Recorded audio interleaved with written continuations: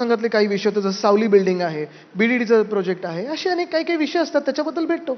नाही, EV policy बद्दल वगैरे. पण तुम्हाला अजून एक सांगतो, मी एक विनंती करतो सगळ्याच मीडियाला, की हे आम्ही आधी पण बोलून झालंय, की मुख्यमंत्री किंवा कुठचेही मंत्री आणि विरोधी पक्षातलं कोणी जेव्हा भेटतं ना, तेव्हा हा नॉन इव्हेंट असला पाहिजे.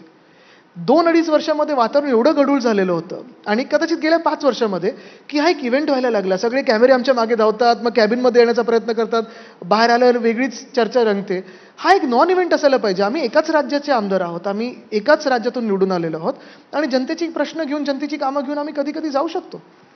असं आहे की अशाच भेटींचं नंतर त्याचं परिणाम काय झाले ते महाराष्ट्रानं बघितलंय आणि त्याच्यातनं दिवसाचं महाराष्ट्राच्या नाही, राजकारणाचं काय वाटोळं झालंय ते आपण 100% सगळे अनुभवतो आहोत आणि त्याच्यामध्ये सगळेच पण पक्ष, आम्ही ते वाटोळं करू देणार नाही, होऊ देणार. सगळेच जण सारखेच त्याच्यामध्ये सामील आहेत. पण आम्ही नाही होत. म्हणजे असं आहे आम्ही की एका मिनिटात ती खुर्ची सोडली होती, आम्ही ती ठेवू शकलो असतो, खुर्ची चिकटून बसू शकलो असतो.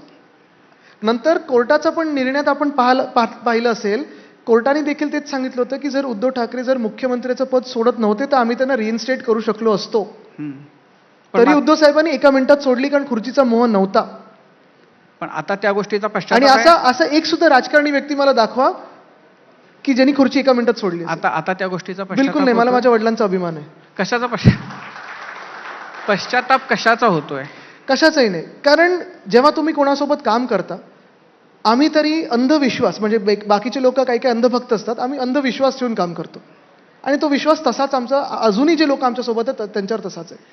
आदित्य, मधल्या काळामध्ये इंडिया आघाडी झाली आणि त्याच्यातून म्हणजे लोकसभेच्या नंतर तर खूप